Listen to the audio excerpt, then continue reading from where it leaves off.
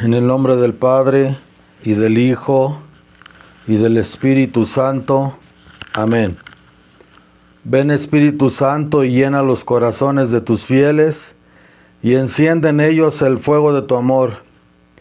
Envía, Señor, tu Espíritu, y todo será creado, y se renovará la faz de la tierra. Oremos, oh Dios, que has iluminado los corazones de tus fieles con la luz de tu Espíritu Santo. Concédenos que por este mismo Espíritu aprendamos a obrar rectamente siempre y gocemos de la dulzura del bien y sus divinos consuelos por Jesucristo nuestro Señor. Amén. Estamos en esta nueva entrega que lleva por título Jesucristo Rey y los tres eslabones. En la homilía de ayer, del Domingo de Cristo Rey, por la brevedad del tiempo, no se pudieron explicar muchísimas cosas. Entonces trataré por medio de estos videos dar mayor claridad a esta hermosa fiesta de Cristo Rey. Desgraciadamente, la liturgia reformada del Concilio Vaticano II desencajó de tal manera la liturgia que para darle un tono protestante desencajó las fechas principales de la liturgia católica. En la antigüedad, hasta antes del Concilio Vaticano II, el ciclo de la liturgia permitía de tal manera adoctrinar al pueblo que el pueblo podría ser un pueblo, una feligresía muy bien preparada, muy bien adoctrinada, con mucho conocimiento. Algunos de ustedes dirán, bueno, ¿y por qué no ha sido así? ¿Por qué no fue así? ¿Por qué se hicieron los cambios? Bueno, sabemos que desde 1846 la Virgen ya en la Salet advertía del enfriamiento espiritual que estaba teniendo la Iglesia, de la tibieza espiritual en la que habían caído los ministros de la Iglesia, de la corrupción que se había infiltrado dentro de la Iglesia. Sabemos que desde hace muchos años, cuando menos detectable desde el tiempo del Papa León XIII, ya había masones infiltrados dentro de la Iglesia, llevando a cabo esta labor de socavamiento de la fe. Pero lo que yo aprendí de mi superior, el que a mí me educó y el que a mí me ordenó, yo me acuerdo que cuando estábamos en el seminario, allá con la Santísima Virgen María del Rosario, Madre de Dios y abogada de pecadores, él fue llevando la liturgia de una manera muy especial. Él respetaba la liturgia en relación a los tiempos: Adviento, Natividad, la Epifanía, el tiempo después de Epifanía, y luego la preparación a la Cuaresma, septuagésima, sexagésima, quincuagésima, cuadragésima, en que los ornamentos iban cambiando también de tono para indicar los cambios en el tono de la Sagrada Liturgia. Después venía la Cuaresma, Semana Santa, Resurrección o Pascua, Ascensión, tiempo entre la Ascensión, Domingo de Pentecostés y luego los posteriores domingos de Pentecostés, hasta llegar a la solemne fiesta de Cristo Rey, todos los santos, los fieles difuntos y entrar de lleno de nuevo en el Adviento. Una era la liturgia y la manera en que llevaba la predicación para el pueblo, que rodeando a la Santísima Virgen vivíamos con ella de manera cotidiana, y otra era la explicación o las homilías para los peregrinos que llegaban de afuera.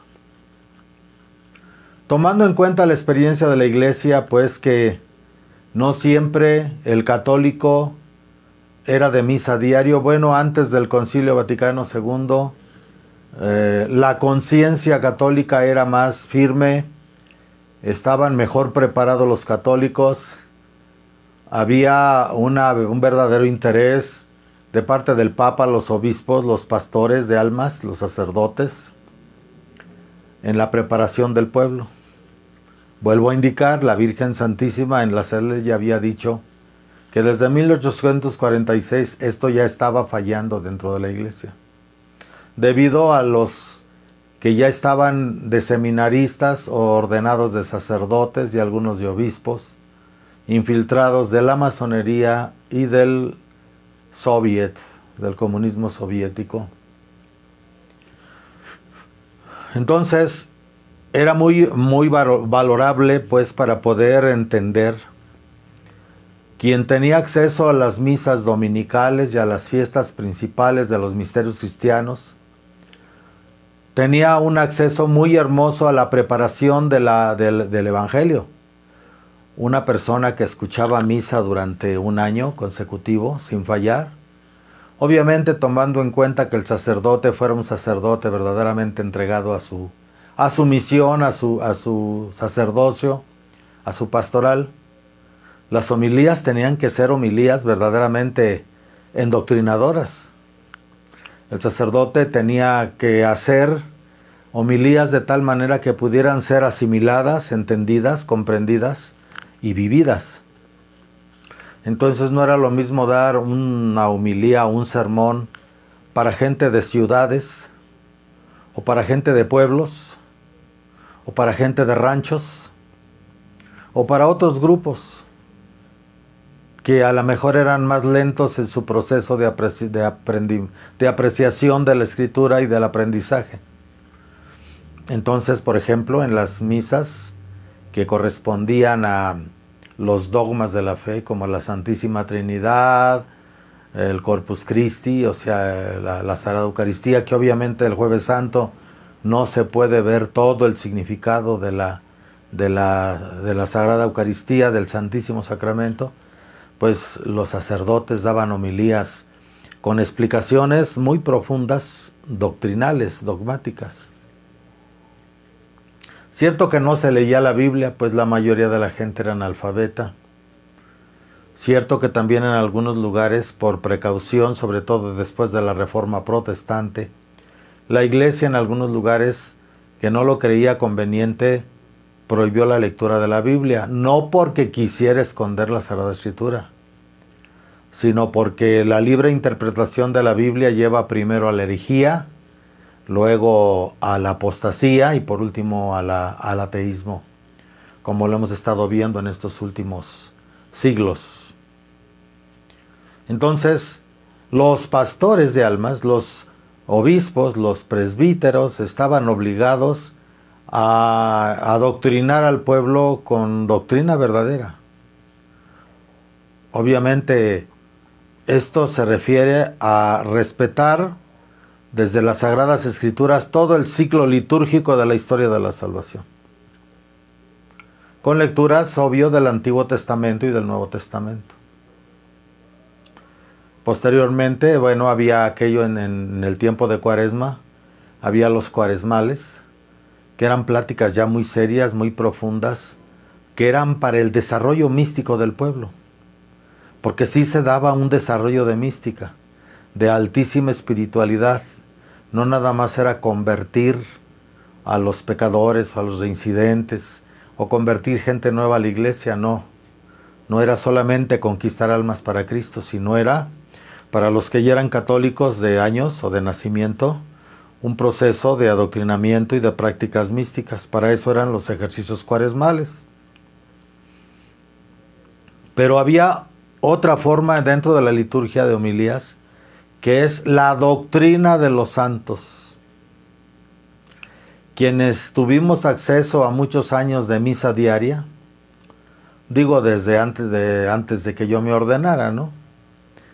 Yo me acuerdo que el superior nos hablaba cada misa, porque fuera de las misas del tiempo había misas diarias para los santos. Un año le dio mucho énfasis a la parte doctrinal, dogmática. Otro año le daba importancia a la parte de los santos. Otro año llevaba en término medio una y otra cosa. Pero era, sobre todo con la doctrina de los santos, uno podía acceder de lleno a la sagrada tradición. Y veíamos con claridad, podíamos comprobar que lo que enseñaban los primeros padres de la Iglesia, o sea, los primeros obispos consagrados por los apóstoles, y así sucesivamente hasta llegar al Concilio Vaticano I, inclusive hasta antes del Concilio Vaticano II, cuando la liturgia era perfecta, esa liturgia perfecta que surge con el Concilio de Trento y con la restauración de lo antiguo dentro de la misa por el Papa San Pío V en 1570. De veras que cualquier feligrés tenía mucho conocimiento, inclusive solo los que no asistían diario, pues por razones de trabajo, por otras cosas, o también por desidia, porque lo había, ¿no? Pero quienes realmente accedían a misa diario y tenían oportunidad de tener un sacerdote que fuera verdaderamente entregado, con un año de misas estaban preparados para inclusive poder refutar las doctrinas protestantes, doctrinas heréticas. Los niños aprendían con el catecismo del padre Jerónimo Ripalda, que tiene 300 preguntas aproximadamente, más 29 preguntas más sobre el misterio del Santísimo Sacramento para preparación a la Sagrada Comunión, en la primera comunión. Más las preparaciones del manual toledano para los que habían de bautizarse, confirmarse o casarse. En fin, realmente quien abreva en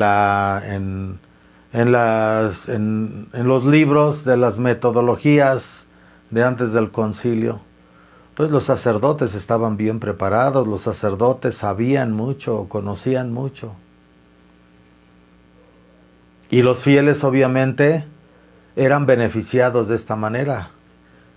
Precisamente por esta razón, la Virgen, sabiendo que los enemigos de la Iglesia, que siempre habían tratado de destruir el reinado de Jesucristo en la tierra, toda la vida habían intentado destruir el reino de la Iglesia, el reino de Cristo en la Iglesia y en el mundo desde afuera. Pero cuando lo intentaron siempre desde afuera, nunca pudieron acceder a la destrucción de la Iglesia. Hasta que como un virus, como un microbio, como una bacteria, decidieron de una manera sutil, planearon perfectamente en las logias y en estos grupos ocultos, secretos, mistéricos, la destrucción de la Iglesia, y entonces entraron dentro de ella enviando elementos que infiltraron los seminarios y infiltraron dentro de las sociedades. Ya sabemos que muchos racionalistas, muchos liberales, mucha gente porque el ser humano por naturaleza, por el pecado original, natura vulnerata non deleta, dice el dicho, el proverbio. La naturaleza con el pecado fue herida, pero no fue destruida. Entonces, obviamente que aunque había bautizados, pues ya estaban limpios del pecado original y de alguna manera fortalecidos para las consecuencias del pecado original, pero muchos de los grupos racionalistas y muchos de los grupos liberales y muchos de estos grupos de tipo masónico y después socialistas, comunistas, pues son gente que sentían que era una tiranía de parte de Jesucristo el tratar de transformarnos en santos, el tratar de elevarnos a la santidad. Y este proceso de lucha espiritual no es selectiva, tanto en los católicos como en los no católicos. Pero entonces, obviamente, pues tenemos que aceptar que dentro de la Iglesia había errores humanos. No había errores doctrinales, no había errores dogmáticos, no había errores litúrgicos, no había errores de pastoral, a lo mejor deficiencias de pastoral sí, pero obviamente que cada ser humano tiene que estar en la lucha, toda la vida es un trabajo constante en el proceso de autoconocimiento interno y de santificación. Y bueno, pues en todas las épocas la Iglesia ha tenido no solo malos papas, sino malos obispos, malos sacerdotes. Pero los liberales se encargaron de distorsionar la historia. Realmente sería algo que no quisiera yo tratar en este momento, pero realmente habría que conocer la verdadera historia para conocer los valores de los santos, lo que hizo mucho la Iglesia realmente por el pueblo, por los pueblos. Aunque ahora se tenga otra visión histórica, una visión corrupta y una visión transformada a conveniencia de las nuevas ideologías y de las nuevas filosofías y de los nuevos adoctrinamientos humanos que han llevado a este estado en el cual nos encontramos ahora en este año de 2023, con todas las consecuencias morales, sociales, familiares y desgraciadamente religiosas y espirituales que tiene el mundo. Pero en relación a esto, regresando otra vez al tema de la fiesta de Cristo Rey, la liturgia, el círculo de la liturgia de la Iglesia va a centrarse en Jesucristo y en su cuerpo místico, para poderle encontrar sentido a todo el proceso de la liturgia y a toda la enseñanza de la Iglesia. Entonces, ciertamente que ciertamente que todas las fiestas litúrgicas, todo el ciclo de la liturgia nos habla de Jesús como Rey. Jesús Rey como niño, Jesús Rey como joven, Jesús Rey. Todo nos habla del reino de Dios. Todo nos habla del reino de Dios y de Jesucristo como la cabeza y el Rey de ese reino. Pero a raíz de las persecuciones, sobre todo la persecución en España, que fue casi paralela a la persecución en México de la Iglesia, que dio tantos santos, que dio tantos mártires, que dio tantas pruebas, nuestro Señor Jesucristo de la verdad de su Iglesia en México. Yo vengo de descendencia cristera, mi madre es hija de gente que anduvo en la cristiada y bueno, pues de primera mano tengo conocimiento de esto. Tengo dentro de las posesiones que tengo de reliquias, tengo todavía por ahí, no fotografías, tengo unas tortillas que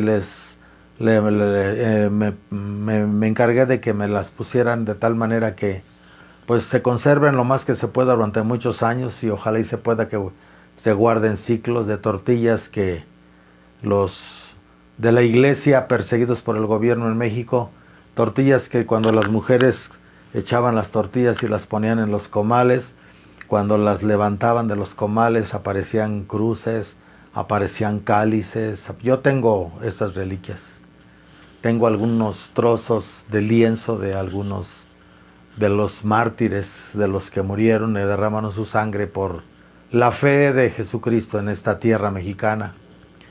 Y bueno, una serie de historias y de información. Porque México realmente, a raíz de estas persecuciones, el Papa hizo la instauración de la fiesta de Cristo Rey, como ya lo vimos ayer en la misa.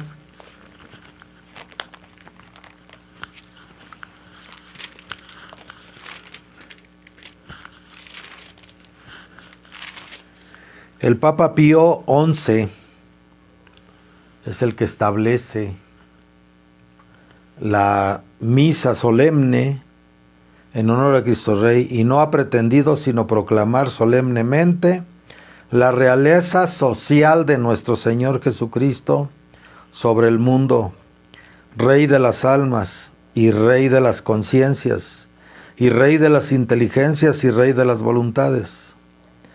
Cristo lo es también de las familias y de las ciudades, de los pueblos y de las naciones. En una palabra, es Rey de todo el universo, como lo ha demostrado el Papa Pío XI en su encíclica Quas Primas del 11 de diciembre de 1925. El laicismo es la negación radical de esta realeza de Cristo.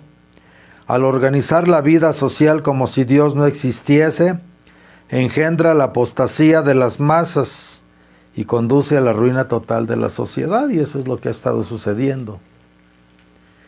México es un ejemplo clave, plausible, de lo que fue la obra de las sectas secretas en México para destruir la fe de Cristo en México.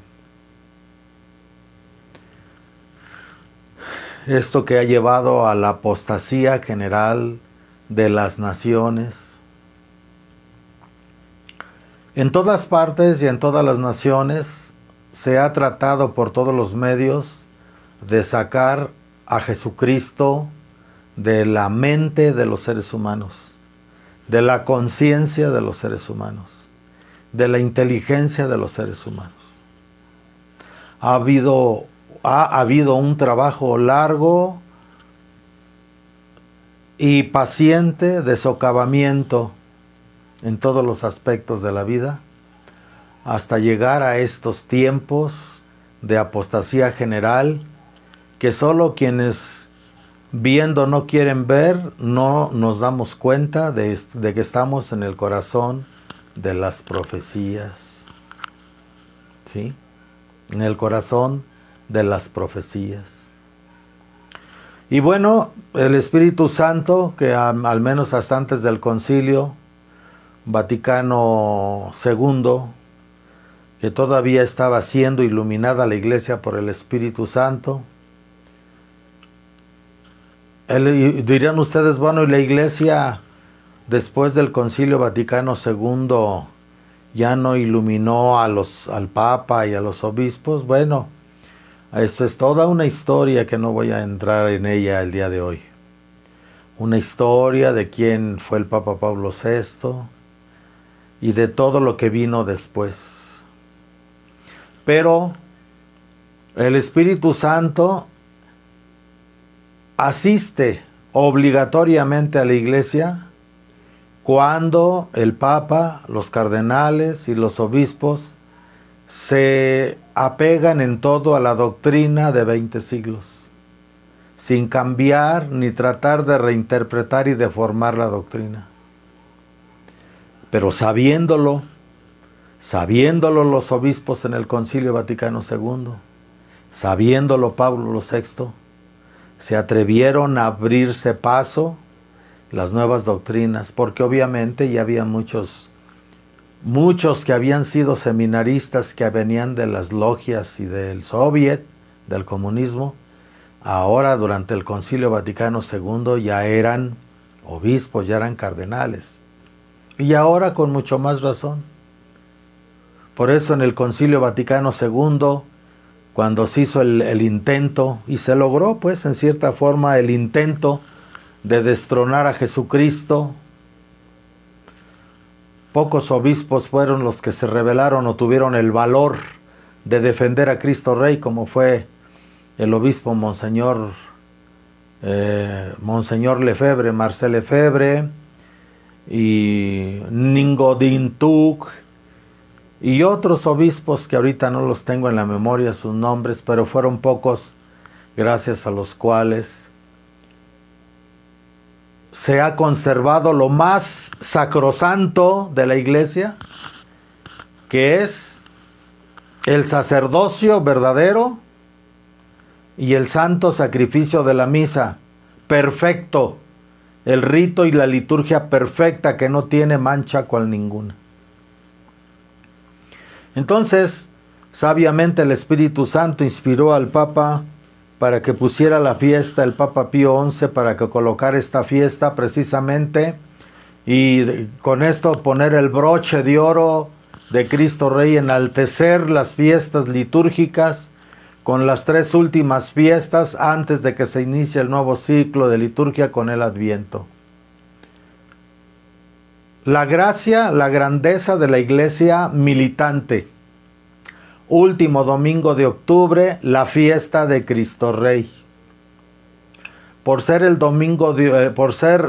mes de octubre, el mes del Santísimo Rosario, como ya la Virgen Santísima lo había inspirado también a través de sus apariciones en La Salet, Lourdes, Fátima y otros lugares de apariciones, pues como que de alguna manera en este mes del Rosario, en este mes de octubre, mes especialmente consagrado al Rosario, a los misterios cristianos dentro de la oración de la Virgen, como que otra vez, como en ese vientre de oración mariana, fue colocada la fiesta de Cristo Rey, último domingo de octubre.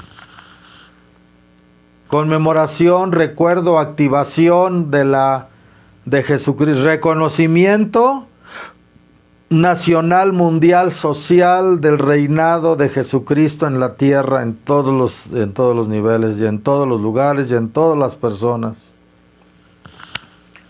La fiesta de Cristo Rey es la gran fiesta culmen de la Iglesia militante, de la Iglesia del cuerpo místico de Cristo en proceso de transformación, en proceso de santificación, en proceso de cristificación, en proceso de deificación. Esto es lo que se celebra, se conmemora el último domingo de octubre, la fiesta de Cristo Rey. A veces la fiesta de Cristo Rey cae en 30, cae en 31, y de esta manera se hacen los 3 eslabones. La Iglesia militante, fiesta de Cristo Rey. Solemnidad de Jesús, Rey de las naciones, Rey del cielo y de la tierra, Rey de los ángeles y de todas las criaturas, del Rey del universo. Luego viene el 1 de noviembre, la fiesta de Todos Santos.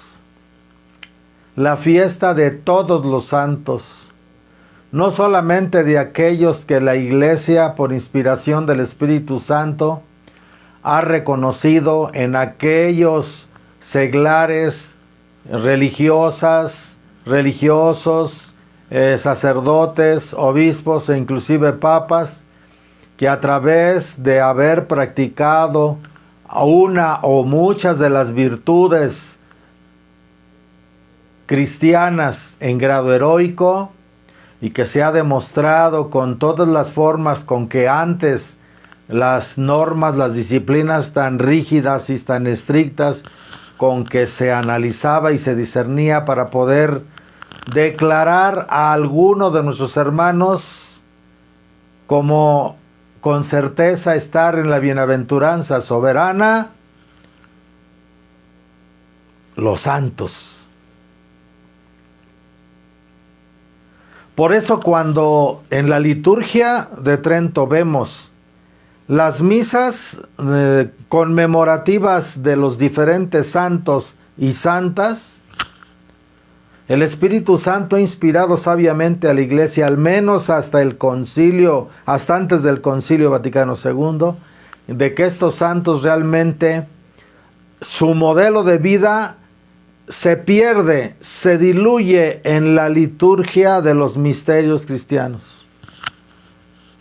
Están o han sido tan transformados, tan deificados, que podemos decir que estos santos, como parte del cuerpo místico de Cristo, ya no se distinguen del Maestro. En cierta forma, por haber practicado las virtudes en grado heroico y amado a Dios Padre, a su Hijo Jesucristo y al Espíritu Santo, buscaron el transformarse, aprovechar la gracia santificante que les fue otorgada, y como dijo San Pablo, que la gracia de Dios no ha sido estéril en mí, así no ha sido estéril en los santos. Por eso la Iglesia no es una iglesia idólatra. Aunque creo que a veces el sentido de las imágenes en los templos, como en las grandes catedrales, como en las catedrales góticas o en las barrocas o churriguerescas, más que nada lo que se trataba de emular en los grandes altares era representar una imagen de las almas en el gozo eterno en la presencia de Dios. Obviamente, de manera limitadísima a través de los retablos de las grandes catedrales. ¿Por qué? Porque todos esos retablos de esas grandes catedrales, adornadas con imágenes representativas de la Virgen, de San José, de los ángeles y de los santos, estaban colocadas realmente como un motivo metafórico, más que como ni siquiera como culto, pues vemos en muchos templos barrocos o churriguerescos, o por ejemplo en Chartres inclusive hay unas esculturas en Notre Dame, y entonces las puertas, los portones de las basílicas adornadas con imágenes, con pasajes bíblicos. Y no vemos que la gente les ponga veladoras allí o les dé culto allí a todos aquellos hermanos nuestros que han alcanzado la gracia de ser integrados en el cuerpo místico de Cristo, y estando en el reino de los cielos y bajo el análisis concienzudo que la Iglesia tenía en aquellos tiempos, se les declaraba bienaventurados. Y realmente el adoctrinamiento de los santos antiguo era sabíamos y sabemos que son hermanos nuestros, que están en la presencia de Dios y que por estar integrados al cuerpo místico de Cristo son partícipes del aspecto redentor de Jesucristo. Ninguno, ni siquiera nuestra Madre Santísima, la bienaventurada, Inmaculada y siempre Virgen María, Madre del verdadero Dios por quien se vive, ni siquiera ella contiene un poder propio. Y si algún poder fluye de nuestra Madre Santísima, como de los santos, no es otro sino el poder de la presencia infinita de Dios que los habita de manera especial y plena en María Santísima. Y de ahí San José y luego los santos, que en la medida en que se vaciaron, en que se anularon, en que se hicieron nada, llámese humildad profunda, y vivieron y trataron de asemejarse al Divino Maestro, esa es la medida de la participación en el cielo de Lumen Gloriae, la luz de la gloria, la luz que brilla en su interior. Por eso si yo invoco a mi Madre Santísima, sé que en ella, ¿por qué la invoco? Porque en ella primeramente encuentro al Verbo Divino, que aunque ella lo llevó 9 meses en su vientre y luego nos lo entregó físicamente, el Verbo divino sigue morando en ella, porque el Verbo eterno, en cuanto segunda persona de la Trinidad, es omnipresente y omnipotente. Y no podemos creer, es ilógico, choca a la razón, que después de haberla habitado Dios a ella, la haya minimizado posteriormente. Cuando ella, toda su vida, desde la infancia y después de la entrega de nuestra Madre Santísima, la Virgen María, al Padre Celestial, en aquellas palabras entregadas al mensajero Gabriel, el amado Gabriel: he aquí la sierva del Señor, hágase en mí según tu palabra. Sierva o esclava, porque para los judíos de ese tiempo, el concepto, la interpretación de esclavitud no era la interpretación de esclavitud que tenían los pueblos gentiles. Yo voy a María porque en ella encuentro a Jesucristo, y ser el templo, el trono y el sagrario de la Divina Trinidad, el arca de la Santísima Trinidad. Cuando entramos al Inmaculado Corazón de María, encontramos en las profundidades de ella a Dios y solo a Dios. Primeramente en el Sacratísimo Corazón de Jesús, y toda ella inundada del Espíritu Santo, que la hizo su esposa. Y desde el día en que la hizo su esposa, el Espíritu Santo está en ella en constante comunión. ¿Entienden? Común unión. Y el Padre Celestial, por haberla escogido como hija predilecta para ser la morada de su Hijo, del Verbo Divino encarnado, por ser omnipresente, no solamente la habita y la inunda, sino la trasciende en todos los sentidos, en lo más profundo de ella misma y más allá de ella misma. Y así los santos, amados hermanos. Y así de esa participación de esta gracia de comunión o deificación del cristiano, al que está destinado a ser toda la Iglesia como cuerpo místico de Cristo, de esa gracia santificante revelada, trasunta, irradiada, magnificada que es en los santos. Los santos están en el cielo, trasuntos de la gracia santificante de Dios, ahora gozando de lumen gloria, sumergidos profundamente en la presencia infinita de Dios, de manera para ellos palpable, tangible, real, gozosa y regocijante. De lo cual obviamente la iglesia militante, esta es la iglesia triunfante que se conmemora el día 1 de noviembre.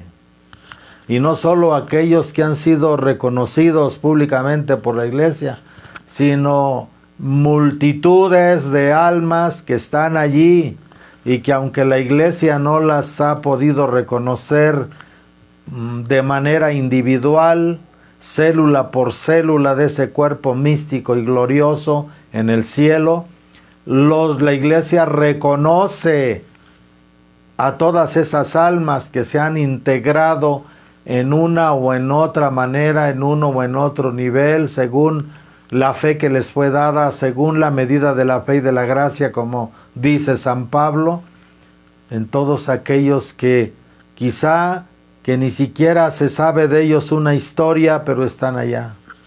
Obviamente, también papas, cardenales, obispos, religiosos, religiosas, consagrados, y seglares, casados y solteros, viudos, ancianos, niños, que han confiado en Jesús, y el que confía en Dios no queda defraudado. Y que de alguna manera el cuerpo místico de Cristo, que es la parte del cuerpo místico de Cristo, o sea la iglesia que está en unidad con Él, en la bienaventuranza soberana, esa gracia santificante es participativa a todo el cuerpo, a todas las células que están vivas. ¿Cuáles? Aquellas que siendo parte de la iglesia militante siguen vivas por la gracia, por la fe, por la entrega, por la doctrina, por los sacramentos, por la vivencia de los sacramentos, y que todo eso en el amor y en la práctica desde la elección libre y actuar de una voluntad para entregarse a Dios. Ya decía yo, amados hermanos, que el Satán no podía quedarse con los brazos cruzados y había de valerse de muchos seres humanos, engañándolos perversamente para poder destronar a Cristo, infiltrando. El demonio tiene una paciencia, y nosotros debemos de tener una mayor paciencia que Él. ¿Cómo me acuerdo de aquella venerable anciana de Puruarán, que la Virgen le habló allá en la Nueva Jerusalén, doña Gavina Romero, cuando muchas veces a algunos de nosotros nos dijo, miren muchachos, nos dijo a los varones un día, a los seminaristas que estábamos allí con ella y con el padre Nabor, muchachos, tengan paciencia, porque obviamente pues hubo un tiempo en que nos llenamos de llagas, otro tiempo en que pasaron muchas cosas, un tiempo en que había muchas enfermedades, así como que nuestra formación no solamente fue a través del mensaje de nuestra madre, sino de muchos eventos que sucedían en los que se veía siempre la mano de Dios, y aun cuando a veces el demonio intervenía para hacernos o tratar de hacernos desistir, siempre Dios tomaba eso y lo transformaba en un instrumento de transformación. Y decía mamá Salomé, tengan paciencia muchachos, miren, ya ven cómo yo estoy aquí con estas penitencias que mi madre me comparte para ayudarle a ella a que el mundo le escuche. Ya ven, que fuera de mí si yo ya me hubiera desesperado. Ninguno de ustedes aguantaría las pruebas y las penitencias que mi Madre Santísima me comparte para yo ayudarla. Pero les voy a decir algo, muchachos, para que el demonio me gane un alma, necesita tener más paciencia que yo. Eso decía mamá Salomé. ¿Por qué? Porque cuando la Virgen le decía, mujer, mira, en el pueblo hay unas personas así, estos jóvenes así, o entre las monjitas hay una así, hay uno de los seminaristas o mi sacerdote. Cuando pasábamos por pruebas espirituales, conflictos o acechanzas, la Virgen le decía, reza por ellos, aceptas una penitencia por ellos, y mamá Salomé nunca se negó, siempre le dijo sí a la Santísima Virgen. Y la Santísima Virgen le dice, ya ves, ya casi para morir, un año antes le decía, mujer, no te desesperes, no te impacientes, que ese rasguito de carne que te queda, que ese rasguito de sangre que te queda, es lo único que tengo para hablarles a mis hijos.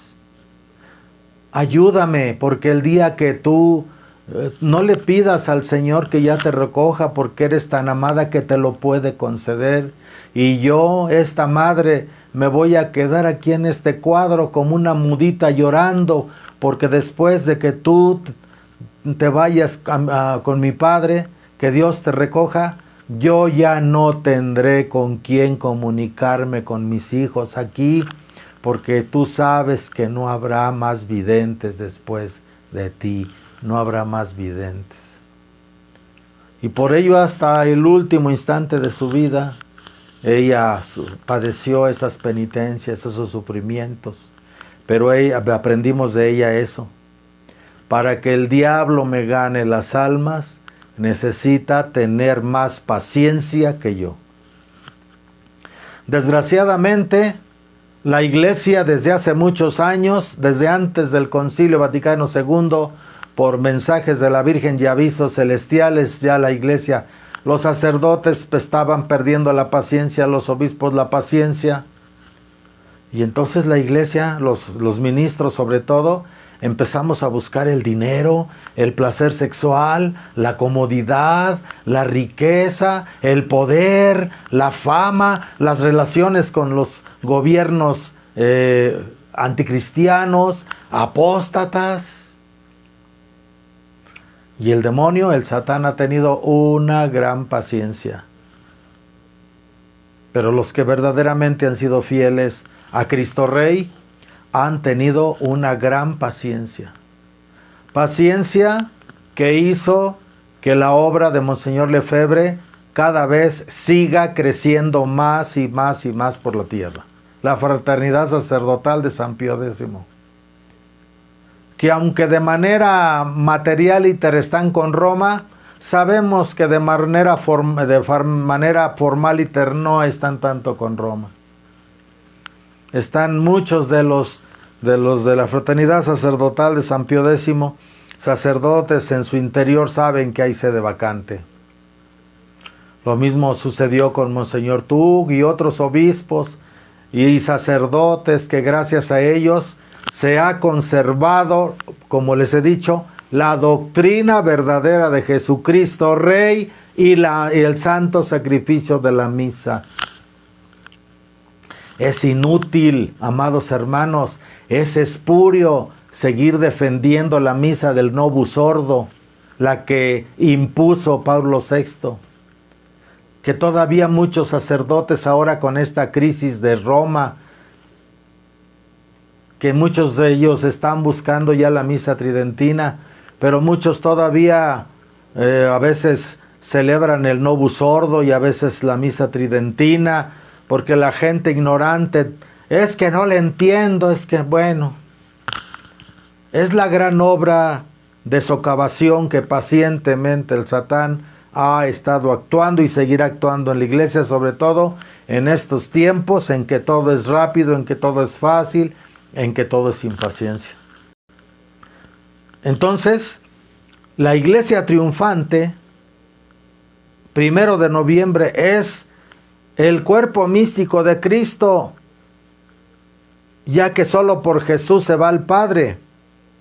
El cuerpo místico de Cristo rogándole al Padre Celestial para que nos dé gracia, fuerzas y dones a los que vamos aquí en la tierra en la Iglesia militante. Ya van encontrando el engarce de estos dos eslabones. La Iglesia militante, último domingo de octubre, Cristo Rey. Iglesia triunfante, Cristo Rey de la Iglesia, cabeza de la Iglesia triunfante en el reino de los cielos, en la presencia del Padre, donde vive siempre, con su sagrado corazón intercediendo por nosotros. ¿Y qué creen?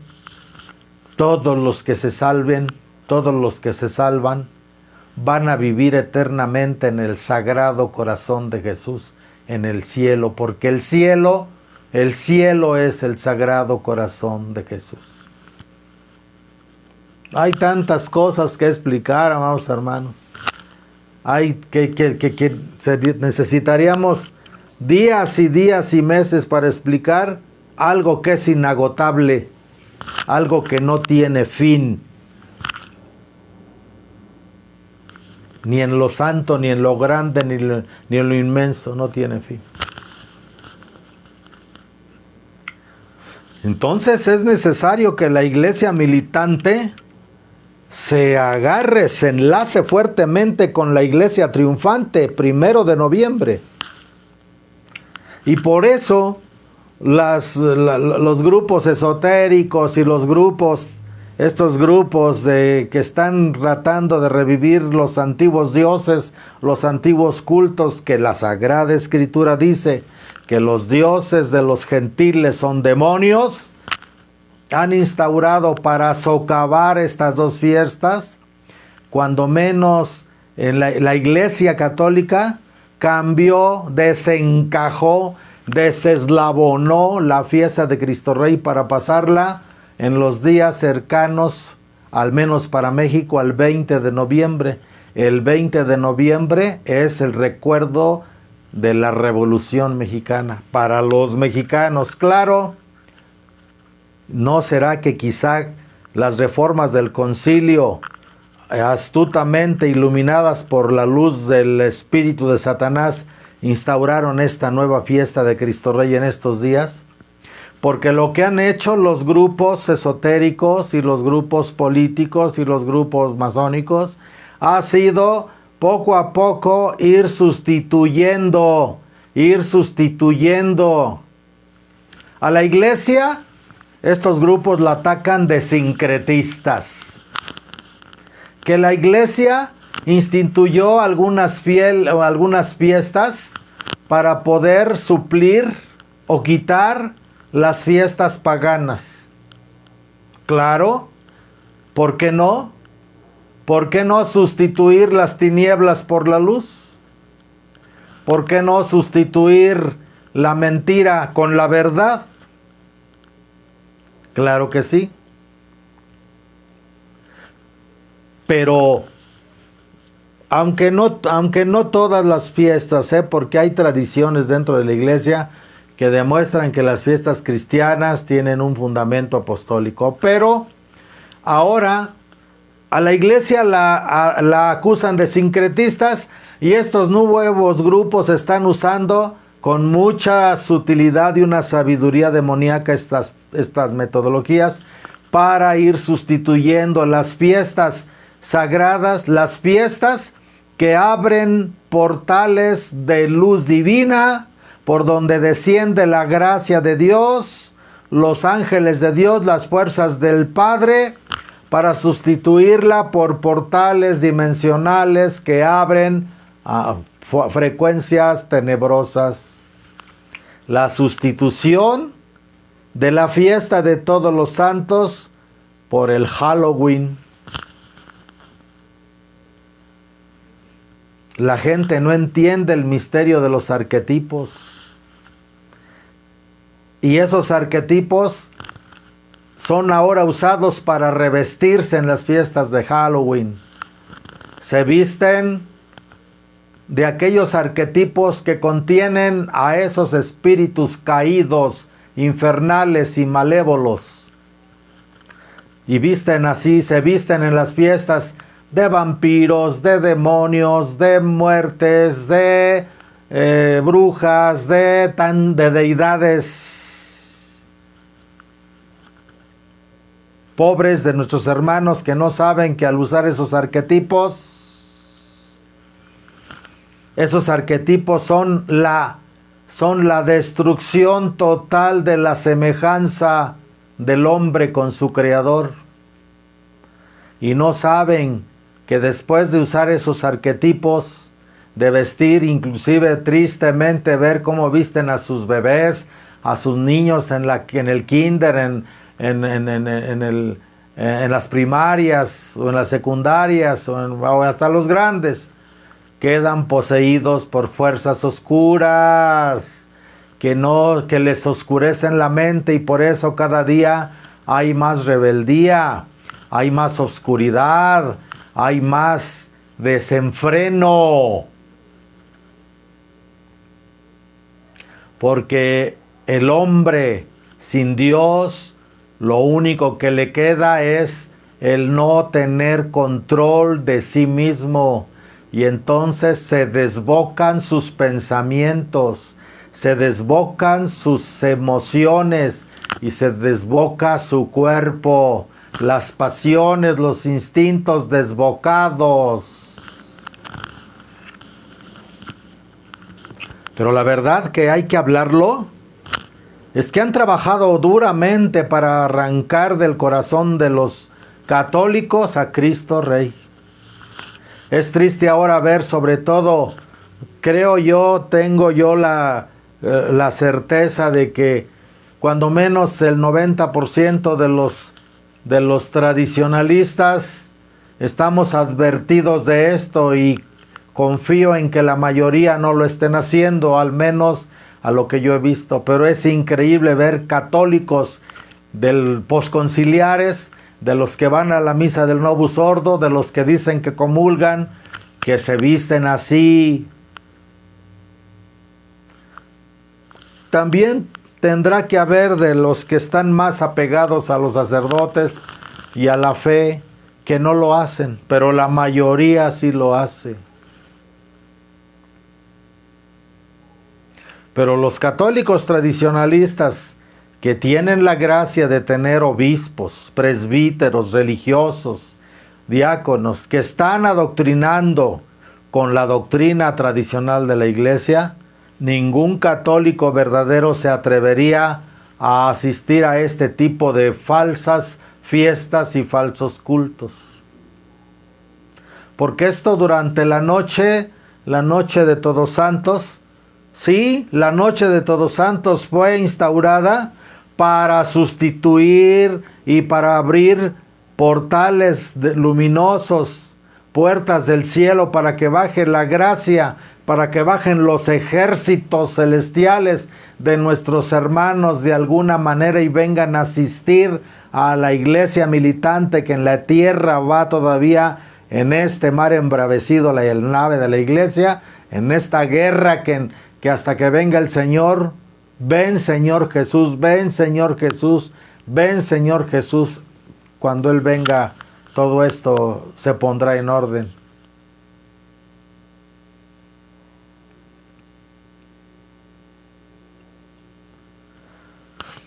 Y obviamente se abren portales demoníacos con la fiesta del Halloween. Y eso bloquea, pone el último, con la iglesia romana posconciliar, trató de desconectar la fiesta de la iglesia militante, de la iglesia triunfante, a través de poner la fiesta posterior a los otros dos eslabones, la iglesia triunfante, 1 de noviembre, y la iglesia purgante, día 2 de noviembre, los fieles difuntos. Y para como tratar de bloquear energéticamente y con fuerzas espirituales oscuras toda la ayuda que se puede dar a la iglesia purgante, parte del cuerpo místico de Cristo que está en proceso de transformación, purificación, limpieza, para que puedan entrar a la gloria, la iglesia purgante, el santo purgatorio, han puesto esta noche terrible de todos los santos para arrancar, han querido destronar a Cristo de la iglesia militante, fiesta de Cristo Rey. Han tratado de evitar el reinado de Cristo o la acción del Cristo reinante en la iglesia triunfante, 1 de noviembre. Y están tratando de evitar las gracias y las bendiciones que estas fiestas de Cristo Rey producen en la iglesia purgante, 2 de noviembre. Antiguamente, el 2 de la iglesia, la parte sagrada y litúrgica de la iglesia, el 2 de noviembre los sacerdotes tienen permiso de celebrar varias misas por las almas del purgatorio. Y tienen permisos de hacer oraciones de elevación para las almas, lo que llamamos los responsos, que inclusive la liturgia ordena que tiene que haber un túmulo representado, se viste un túmulo dentro de la iglesia o en el atrio, y entonces los sacerdotes todo el día tienen que estar a solicitud de los fieles haciendo responsos por los fieles difuntos. Obviamente que con las misas de los fieles difuntos, en aquel tiempo creo yo que es así, excepto algunas excepciones, por lo que la Virgen ha dicho en algunos lugares de apariciones, y por las revelaciones de los místicos, de los santos místicos, es que algunas almas estarán en el purgatorio hasta la venida del Señor. Pero creo que en estos días, en el Día de Difuntos, es muy probable que el purgatorio, si la iglesia se esmerara, la iglesia militante, ese día debería de ser no nada más ir y llevar flores y poner veladoras, sino orar, que la iglesia ardiera de amor y de fervor en oración, los sacerdotes con las misas que la iglesia les concede para que la celebren ese día, que son 3, y los rezos de los responsos y los rosarios, quizá exposición con el Santísimo, para que la iglesia, con toda la intención, la iglesia militante, la que esté en la tierra, esté a través del santo sacrificio de la misa, abriendo esos canales y pidiéndole a Jesucristo al Padre desde la Santísima Cruz en el Calvario del altar de la misa, en unión con la iglesia militante, para poder dar gracias y derramar toda la fuerza de purificación con misericordia para esas almas que están en el santo purgatorio.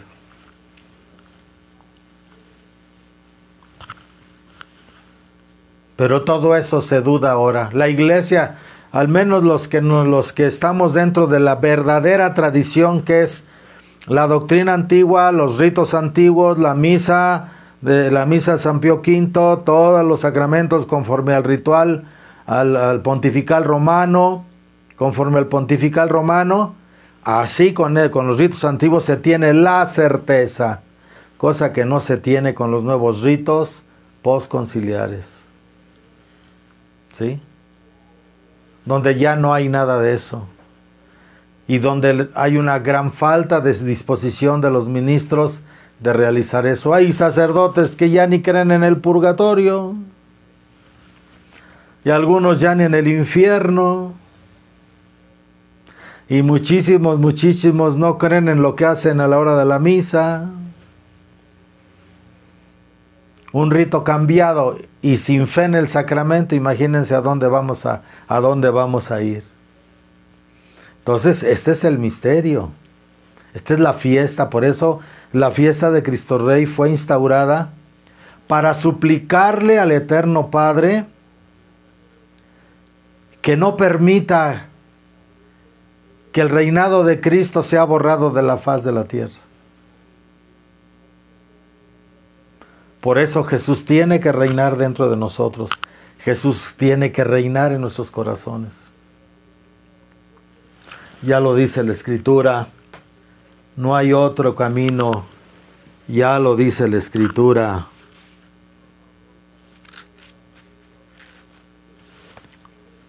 Jesús es Rey. Y esto está ya dicho desde el Evangelio. En el Evangelio de San Marcos, capítulo 10, versículos del 35 en adelante, dice así: se le acercaron a Jesús Santiago el mayor y Juan, los hijos de Zebedeo, diciéndole: Maestro, queremos que nos hagas lo que vamos a pedirte. Díjoles él: ¿qué quieren que os haga? Ellos le respondieron: concédenos sentarnos el uno a tu derecha y el otro a tu izquierda en tu gloria. Obviamente, como rey del universo, ¿verdad? Jesús les respondió: ¿no sabéis lo que pedís? ¿Podéis beber el cáliz que yo he de beber o ser bautizado con el bautismo con que yo he de ser bautizado? ¿Podrán beber el cáliz de amargura que yo voy a beber y bautizado en mi sangre, en vuestra sangre, como yo seré bautizado en la mía? Le contestaron: sí que podemos. Les dijo Jesús: el cáliz que yo he de beber lo beberéis, y con el bautismo con que yo he de ser bautizado seréis bautizados vosotros. Pero sentaros a mi diestra o a mi siniestra no me toca a mí dároslo, sino que es para aquellos para quienes esté preparado. Los otros 10, oyendo esto, se enojaron contra Santiago y Juan. Pero llamándolos Jesús hacia sí les dijo: ya sabéis cómo los que en las naciones son considerados como príncipes las dominan con imperio y sus grandes ejercen poder sobre ellas. Está hablando de los reyes. Está diciéndoles que su reino no es como el reino de la tierra, que el sistema de su reino no es como el reino de la tierra. No ha de ser así entre vosotros. Antes, si alguno de vosotros quiere ser grande, sea vuestro servidor. Y el que de vosotros quiera ser el primero, sea el siervo de todos. Pues tampoco el Hijo del Hombre ha venido a ser servido, sino a servir y a dar su vida en rescate de muchos. ¿Por qué no dice en rescate de todos? Porque no todos se salvarán. Porque muchos no lo quieren aceptar, muchos lo rechazan. Entonces, el reino de Dios, de aquí viene, pues hay que leer todo el Evangelio. El reino de Dios no funciona, no tiene los comportamientos, los métodos de los reyes de la tierra. Por eso Jesús le dice después a Pilatos: tú dices que yo soy rey, pero yo para esto he venido al mundo, para dar testimonio de la verdad, y el que es de la verdad escucha mi voz. Mi reino no es de este mundo, porque si mi reino fuera de este mundo, ya mis súbditos, o sea, se hubieran comportado como los reinos de la tierra y hubiesen venido a salvarme, pero mi reino no es de aquí. Jesús es el rey del interior, Jesús es el rey de nuestro corazón, Jesús es el rey de nuestras almas, Jesús es el rey de todo nuestro ser.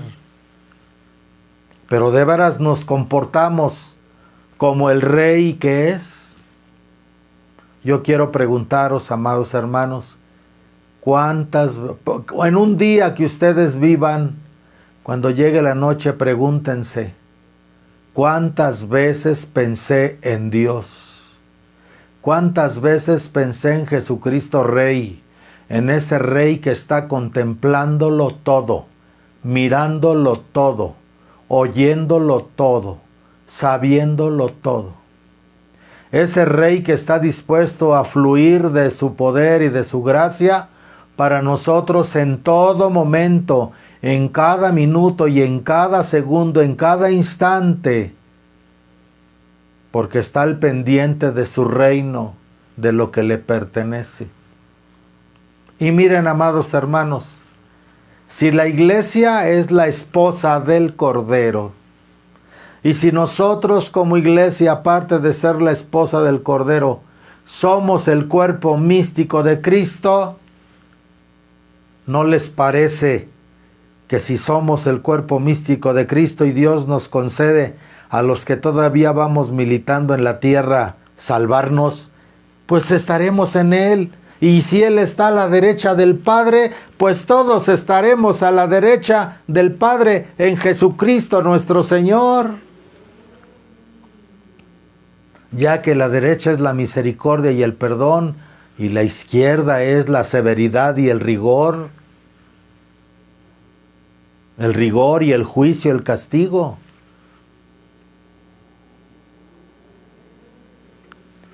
Vean qué cosas tan hermosas, qué cosas tan hermosas. Luego tenemos en el Evangelio de San Marcos, capítulo 10. Pues ya vimos el Evangelio de San Marcos. Ahora vamos al Evangelio de San Juan, capítulo 14, versículo 6. San Juan, capítulo 14, versículo 6 y adelante. Están en la última cena, están en el cenáculo. Díjole Tomás: no sabemos a dónde vas, ¿cómo pues podemos saber el camino? ¿Por qué? Porque la aspiración de todo hombre es saber hacia dónde vamos, a qué hemos nacido, cuál es nuestro propósito, cuál es el plan de Dios para cada uno de nosotros. Díjole Tomás: no sabemos a dónde vas, ¿cómo pues podemos saber el camino? Jesús le dijo: yo soy el camino, la verdad y la vida. Yo soy vuestro destino, yo soy vuestra meta, yo soy vuestra verdad, yo soy vuestra luz. Hacia mí tenéis que venir, eso es lo que le está diciendo Cristo a Tomás. Yo soy el camino, la verdad y la vida. Nadie viene al Padre sino por mí. Entonces, los que han socavado la fe, los que han puesto en duda los escritos del Evangelio, los que han... Hay un plan siniestro a nivel mundial. Todo lo que está saliendo en internet que ha puesto mucha duda sobre la iglesia, sobre los evangelios, sobre Jesucristo, sobre su existencia, sobre, por ejemplo, de que Jesús se casó con María Magdalena y tanta basura, tanta oscuridad, tanta satanismo disfrazado. Es un plan siniestro para arrebatarle a la gente la esperanza. Si no sabemos a dónde vamos, somos susceptibles de ser borregos de cualquier pastor que se nos presente enfrente. Porque la gente quiere líderes. La gente no piensa por sí misma, la gente quiere líderes. Y con cualquiera que lo controle mientras no le cueste, se entrega. Por eso, yo soy el camino, es hacia Él que tenemos que ir. Yo soy el camino, nuestro destino es Jesucristo y por Jesucristo al Padre. Yo soy el camino, la verdad y la vida. Nadie viene al Padre si no es por mí. Obviamente, ahorita te dicen, mira, pues no solamente puedes, todas las religiones te llevan a Dios. No es cierto, Jesús lo está diciendo aquí. Nadie puede venir al Padre si no es a través de mí.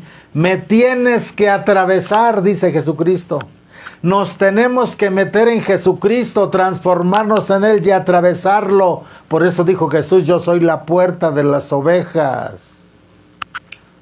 Cada vez que recibimos el Santísimo Sacramento y estamos en el santo sacrificio de la misa, estamos en ese proceso, amados hermanos. Estamos en ese proceso. Si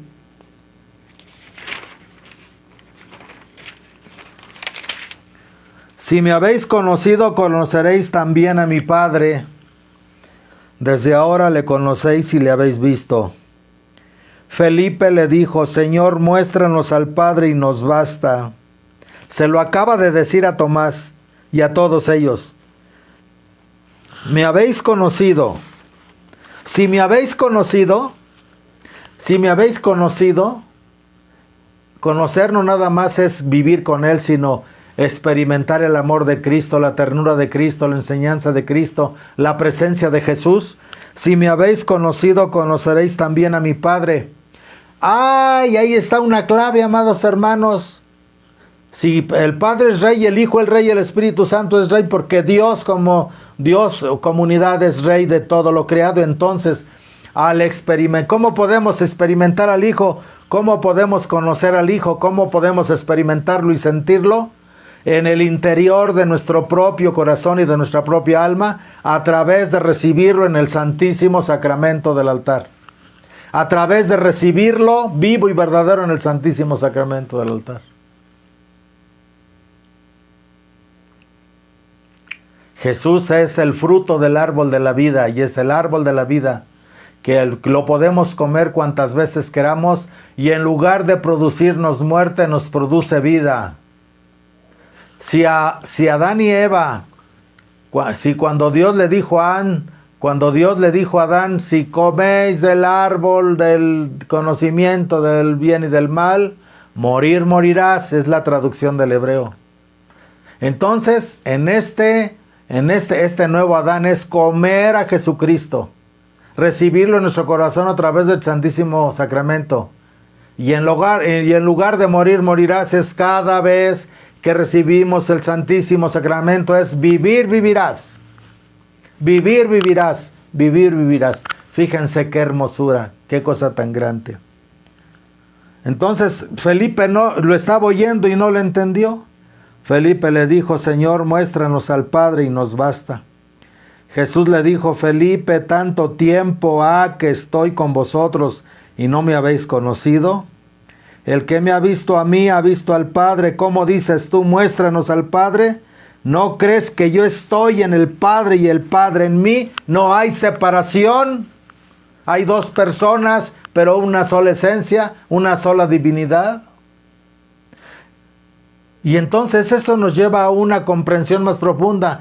Entonces, si el Padre está en Cristo y Cristo está en el Padre, cuando nosotros lo recibimos sacramentalmente, podemos tener la experiencia del Padre, del Hijo y del Espíritu Santo en nuestro corazón. No es la única manera, pero es la principal para nosotros, para poder encontrar a Jesús como camino al Padre. ¿No crees que yo estoy en el Padre y el Padre en mí? Las palabras que yo os digo no las hablo de mí mismo. El Padre que mora en mí hace sus obras. O sea, lo que yo hago, el Padre está obrando a través de mí. Lo que yo hablo son palabras del Padre. Lo que yo hago son acciones del Padre. Lo que yo pienso son pensamientos del Padre. Entonces, si nosotros recibimos a Cristo en nuestro corazón, el Padre, a través de Cristo en nosotros, nos hará actuar, hablar, pensar, sentir, hablar, decir.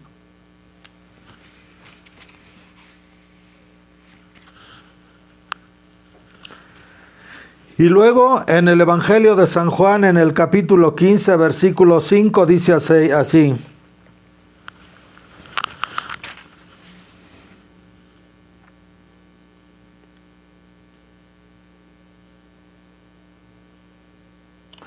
Bueno, vamos desde el versículo 1. Dice Jesús: yo soy la vid verdadera y mi Padre es el viñador. Yo soy la vid. Yo soy la planta de la vid verdadera. Y mi Padre es el que la cultiva. Todo sarmiento que en mí no lleve buen fruto, lo cortará, y todo el que dé fruto lo podará para dar más fruto. Entonces, si nosotros somos sarmientos o ramas, parte de su cuerpo místico, parte de él como viña, el Padre nos tendrá que podar. Nos tendrá que podar. El podar es la disciplina. Los mandamientos de la ley de Dios son la poda: no robes, no mates, etcétera, etcétera. Y todo el que dé fruto lo podará para que dé más fruto. Vosotros estáis ya limpios por la palabra que os he hablado. Permaneced en mí y yo en vosotros. Como el sarmiento no puede dar fruto de sí mismo si no permanece unido al tronco, tampoco vosotros si no permanecéis en mí. Yo soy la vid y vosotros los sarmientos. El que permanece en mí y yo en él, ese da mucho fruto, porque sin mí no podéis hacer nada. Sin mí nada podéis hacer. El mundo no podrá hacer nada sin Jesucristo. El mundo no podrá hacer nada sin Jesucristo. Por eso hay un canto, ya para terminar, hay un canto que lo aprendí de ese sacerdote, de ese sacerdote de Papá Nabor, que me educó, que me formó, con las palabras de la Santísima Virgen. En mi tiempo él me lo enseñó a mí y después lo cantábamos a veces en el rosario, y a mí me tocó ponerle estrofas porque solamente era el puro coro que él cantaba. Que es como un grito pidiéndole a Jesús, sabiendo que sin él nada podemos hacer. Las naciones sin Jesús no tendrán paz. Los hombres sin Jesús no tendrán salud. La iglesia sin Jesús, tal y como Jesús se quiso quedar, por eso la iglesia está fallando. Por eso la nueva iglesia después del Concilio Vaticano está fallando, con tantas divisiones, con tantas fracturas, con tantas inseguridades, porque se han olvidado de Cristo Rey. Porque ya no hay sacerdotes que le llamen pan al pan y vino al vino. Hay de aquellos que le llaman bien al mal y mal al bien. Ya no hay sacerdotes que digan esto es pecado y esto no es pecado. Esto es lo que Jesucristo quiere y esto no lo quiere Dios. Ya son pocos los que hablan así. Y los que hablan diciendo esto es pecado, porque lo que está en la Escritura, lo que dice Dios que es pecado, pecado será siempre. Y lo que dice Dios que es agradable a sus ojos será para siempre. Ahora hay una gran demagogia en este sentido. Entonces este canto ya para terminar dice así. Jesús, ya sabes, soy tu soldado. Siempre a tu lado yo he de luchar.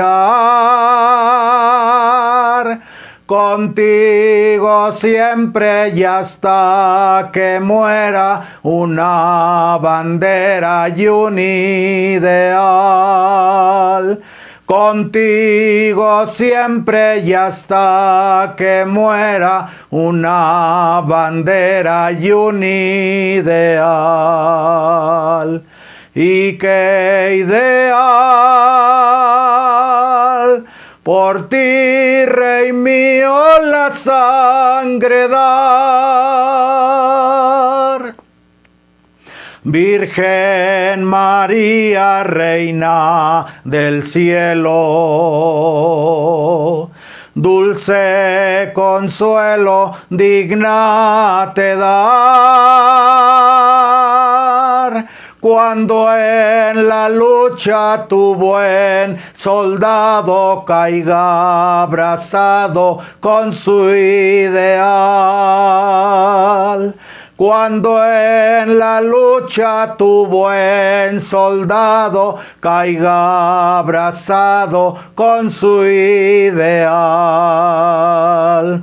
¿Y qué ideal? Por ti, mi reina, la sangre dar. Ese es el ideal de un verdadero vasallo de Jesucristo. Pero hay que pedirle que no se vaya. Reina siempre Jesús en el mundo. Sin tu imperio no puede haber paz. Y en el mar de los vicios profundos moriremos, Señor, si te vas. Y en el mar de los vicios profundos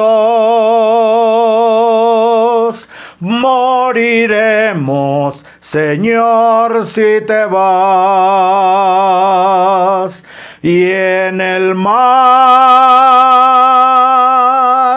de los vicios profundos moriremos, Señor, si te vas.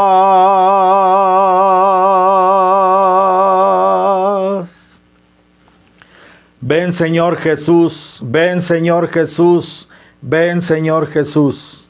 En el nombre del Padre, y del Hijo, y del Espíritu Santo. Amén.